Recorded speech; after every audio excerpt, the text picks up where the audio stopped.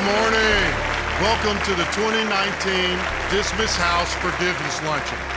Hopefully you leave here inspired to learn more and get more involved with an organization like ours that helps men have a second chance at life. Recidivism rates in our country are over 50%. And that's directly because when people get out, they don't feel like they have a chance. And a place like Dismiss House changes that. It changes it because they care about what they do. That they do it because they have a passion to change people's hearts. You being involved in this organization is a good thing. These people do it right, and I'm proud that we were able to recognize that through the FBI's Director's Leadership Award. So thank you, Gerald, for having me up today. It's an honor to be here.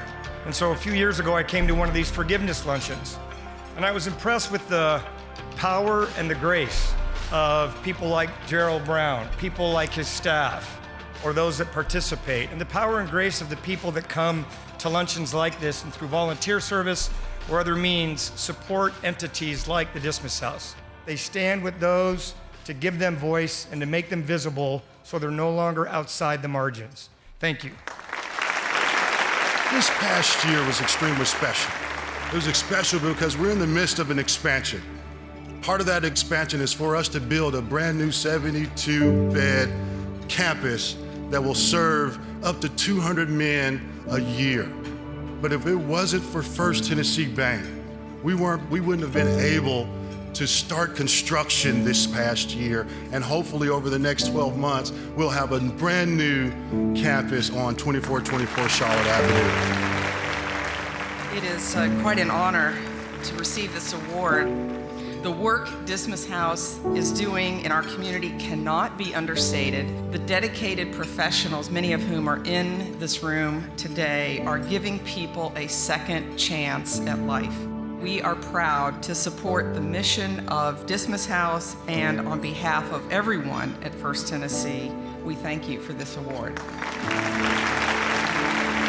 We are 8 months away from opening the new doors. It'll be March of 2020. In order for us to succeed, we're still going to need more help from the community to scale those operations. So I want to say with gratitude, thank you for believing in our vision and your support for building a stronger community. Thank you.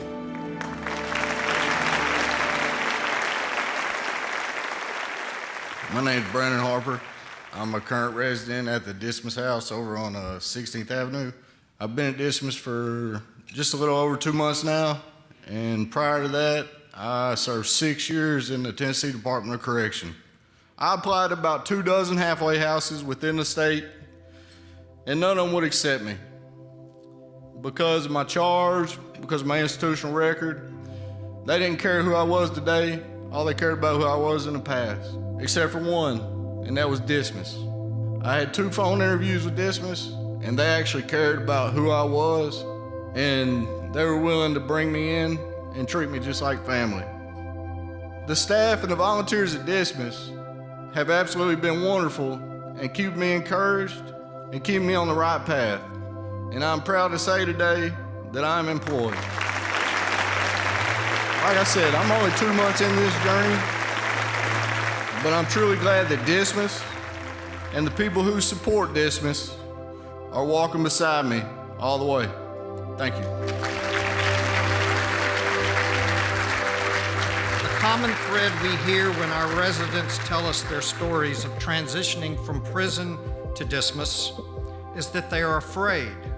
At first, that seems odd, that men in prison would be afraid to be on the outside. But they're afraid of how people on the outside will look at them, how they will be treated, fear that they will not be accepted because of their history. The idea that people on the outside will love them and bring them into a new family of friends is simply unimaginable. But when they come to Dismiss House, they are forgiven. And we can't do that without your financial support. We need you to make it all happen. This program is the epitome of being of service. All we need is a chance when we get out. Just one person to believe in us.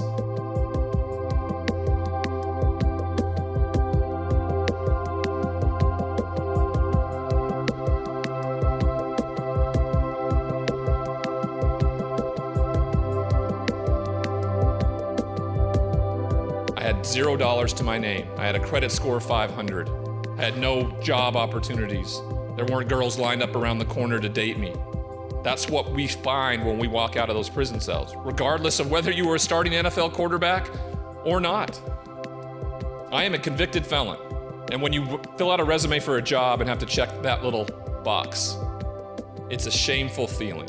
We are all flawed human beings, just trying to be better every single day. And it feels like shame over and over and over again. But to have the belief in you from somebody else is huge. You do not know what that does for us. It moves us forward. Gerald is offering you guys an opportunity to be part of the solution. By showing up today, you are that part.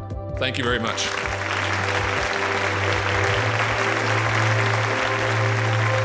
Thank you for coming to one of our luncheons that spotlights what we do in the community. Thank you all again for being here.